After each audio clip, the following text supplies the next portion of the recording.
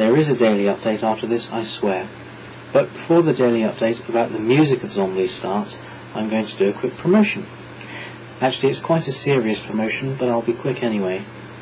Songs for the Cure 2010 is a compilation album featuring music from many independent video game composers, including myself, Josh Welchel, 2 Seconds Away, Big Giant Circles, FF Music DJ, or Final Fantasy Music DJ, if you recognise the name.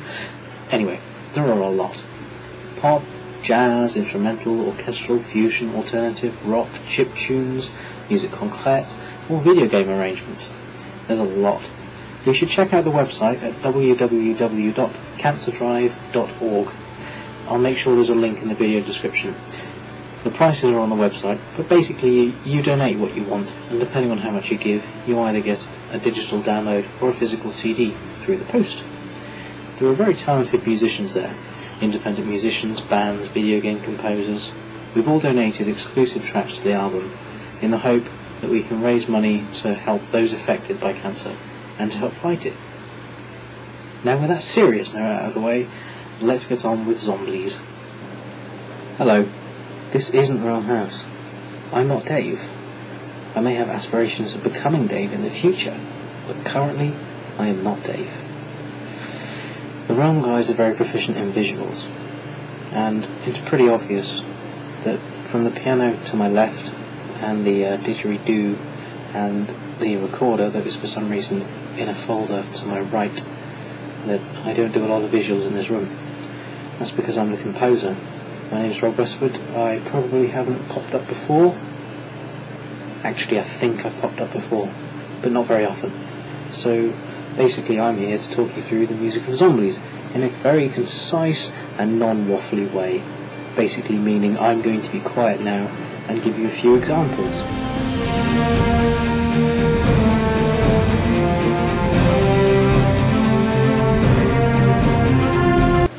I'm really sorry. I heard Tim in the background and quite a few daily updates saying, "Don't show them too much."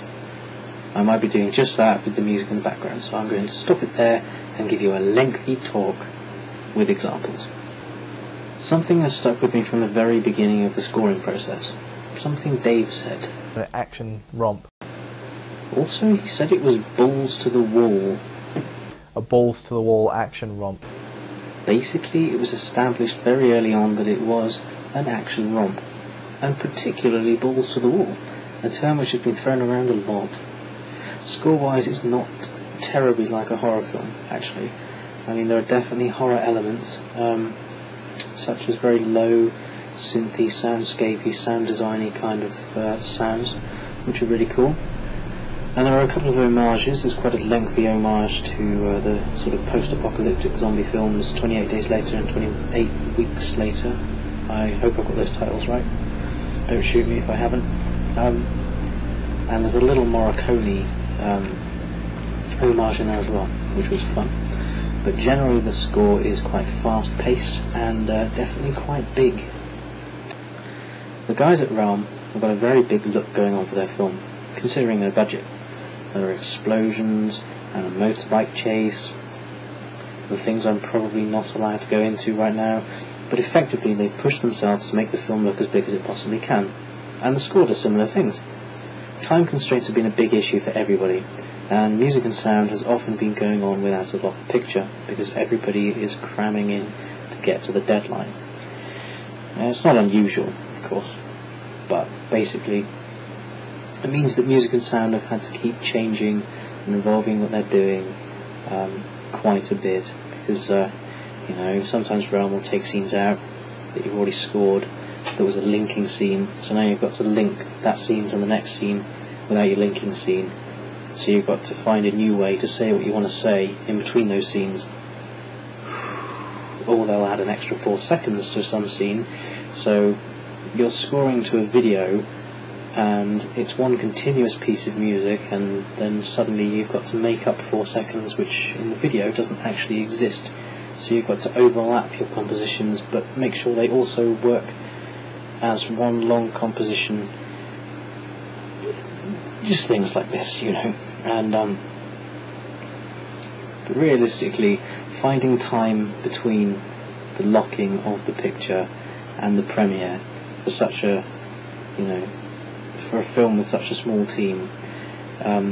Finding time in between those 2 points to write a score, get a lot of it into sheet music, book an orchestra and choir in advance somewhere would have been difficult or impossible.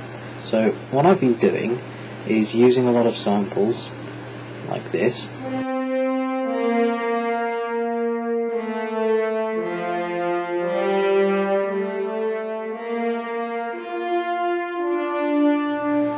Thankfully, there are some very talented people around who are willing to work for a pittance. So I've cheated a little bit and tried to make the score seem bigger than it really is. I have, and am currently recording quite a lot of passages and phrases from the score live with solo musicians. Now, there isn't enough time to sit down, write out all the score, get musicians to rehearse it, play the whole piece together. So I've just been scoring maybe we've been recording rather 3 or 4 bars maybe at a time with one musician each, and layering them on top of each other. And basically, take the horn part that we played earlier. Here's another example.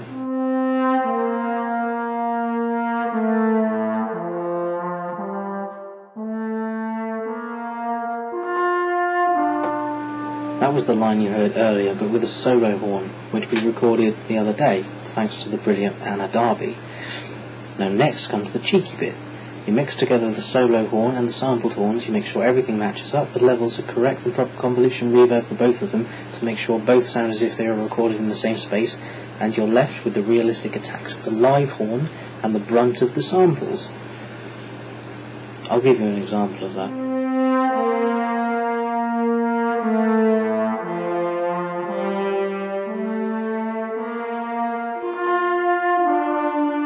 Basically, the slight imperfections in the live recording, and I'm not saying that my performers are bad, but the imperfections really make it all sound as if it was all live, very real, and in this example, hopefully a very powerful horn section.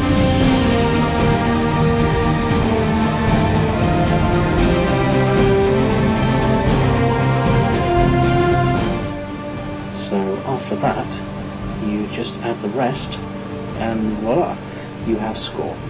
And it's the same we're doing for guitar. Actually no, there isn't any sampled guitar. We're doing some funky guitar solos tomorrow, which means I probably better get back to work now. Still lots to do, but I hope you're not too bored now, and I hope I've given a little insight into the parts of the film that you don't really hear about, which is ironic, because it's the only parts of the film that you hear. Anyway, good night.